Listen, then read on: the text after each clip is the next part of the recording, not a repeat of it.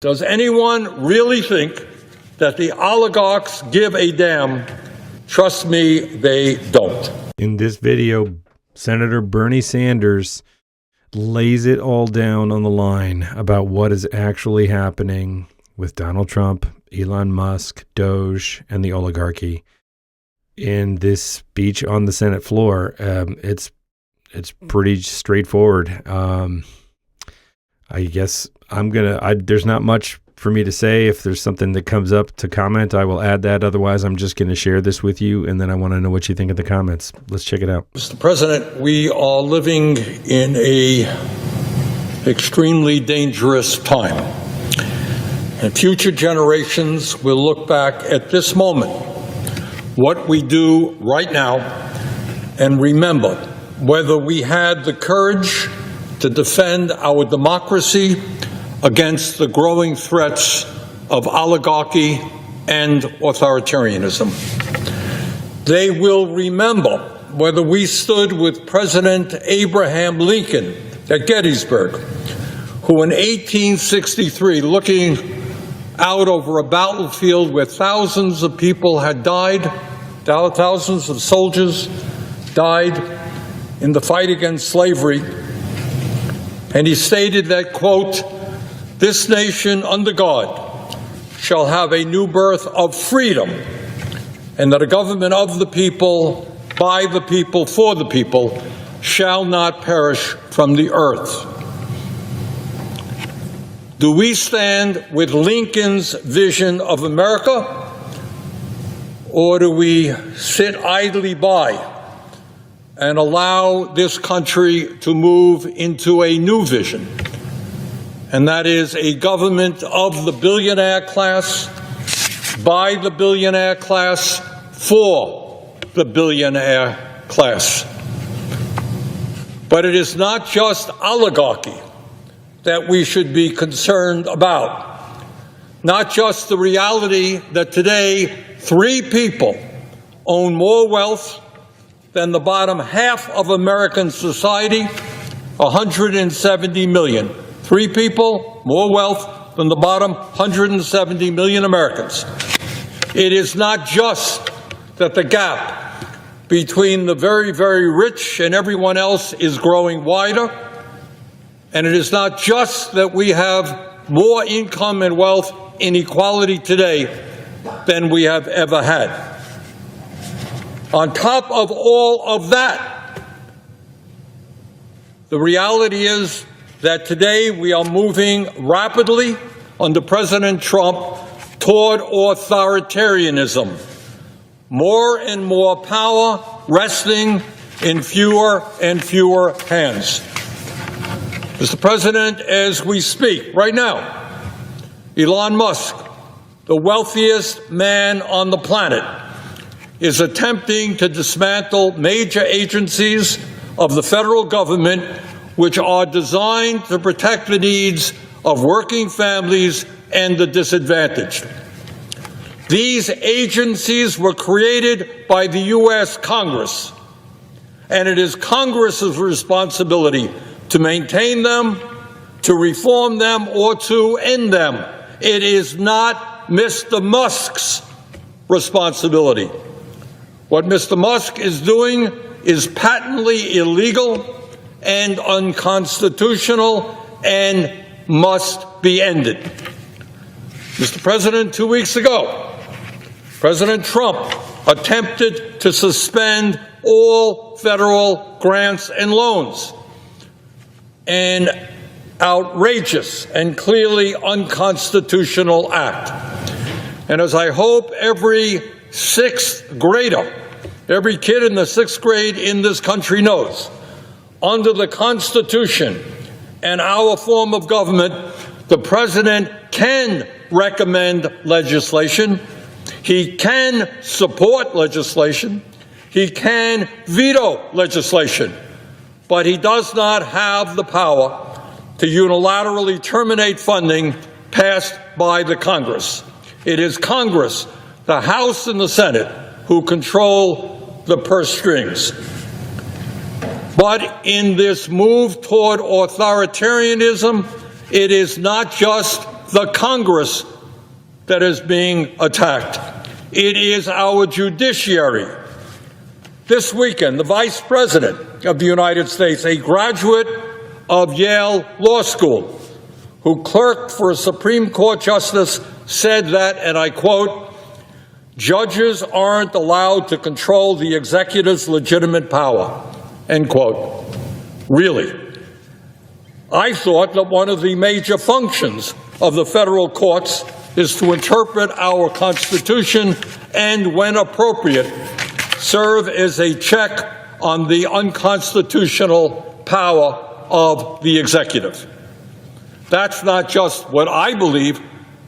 That is what I suspect every legal scholar and lawyer in America understands to be the case.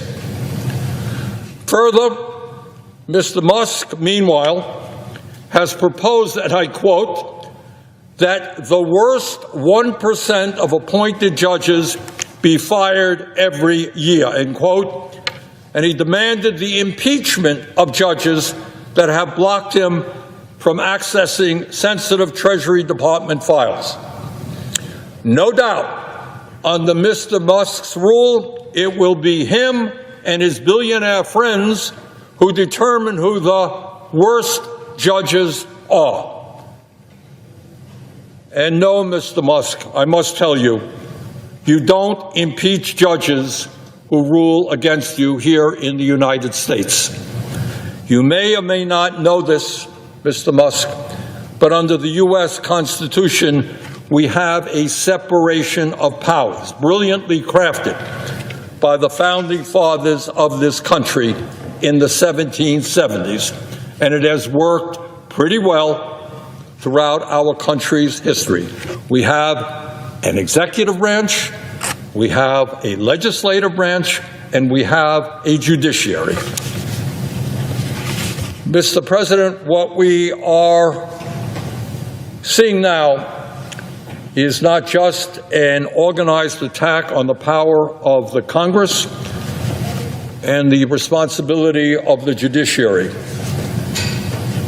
Mr. Trump and his friends are not just trying to undermine two of the three pillars of our constitutional government, Congress and the courts, they are also going after the media in a way that we have never seen in the modern history of this country. Trust me that every member of Congress will tell you that the people working in the media and media organizations are not perfect. We have all had our experiences with the media. Media, like everything else, makes mistakes every day. But I do hope that every member of Congress understands that you cannot have a functioning democracy. You cannot have a free flow of information. You cannot have the pursuit of truth without an independent press. A press not intimidated by presidents of the United States, but a president who writes it and sees it the way they understand it to be.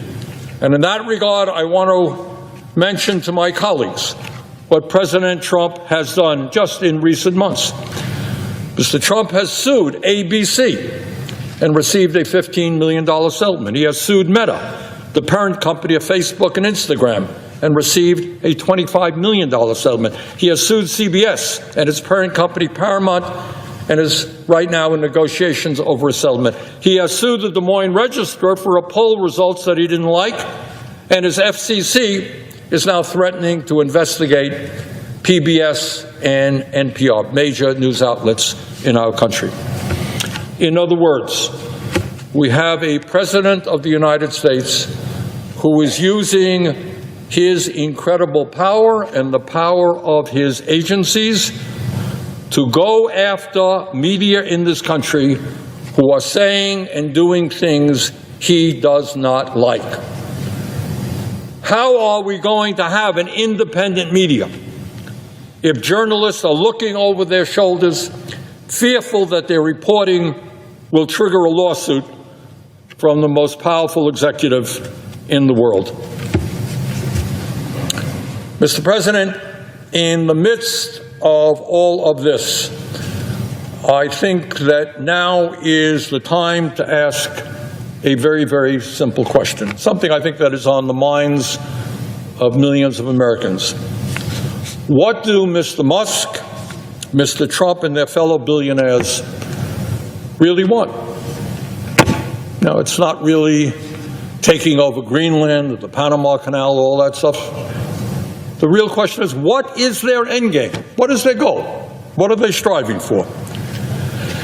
And in my view, the answer really is not complicated. It is not novel. It is not new. It is, in fact, exactly what ruling classes throughout history have always wanted and have always believed to be their right. And that is more power for themselves, more control for themselves, and more wealth for themselves. And in their pursuit of more power, more control, and more wealth, they are determined to not allow democracy and the rule of law to get in their way. For Mr. Musk and his fellow oligarchs, the needs, the concerns, the pain, the ideas, the dreams of ordinary people are simply an impediment to what they, the oligarchs, are entitled to. And that is really what they believe. They are entitled to all of the wealth and the power they have, and they are determined to stop anyone who gets in their way. Mr. President, this process, this phenomenon that is going on right now is not the first time that we have seen this in our country's history. As I think many Americans understand, in pre-revolutionary America, before the 1770s, before the creation of the United States and the writing of our Constitution, the ruling class of that time governed through a doctrine called the divine right of kings. The belief that the King of England was an agent of God, that God appointed him, and that he was not to be questioned by mere mortal human beings. He was appointed by God. In modern times, we no longer have the divine right of kings.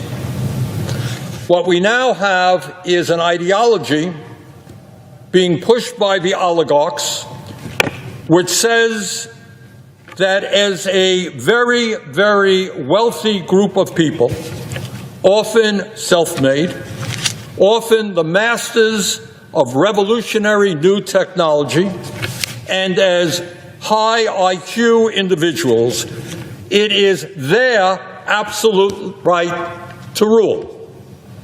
In other words, the oligarchs of today are our modern-day kings.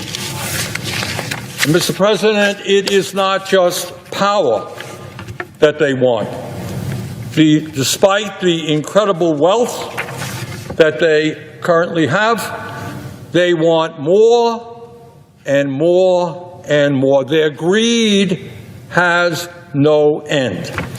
Today, Mr. Musk is worth $402 billion. Mr.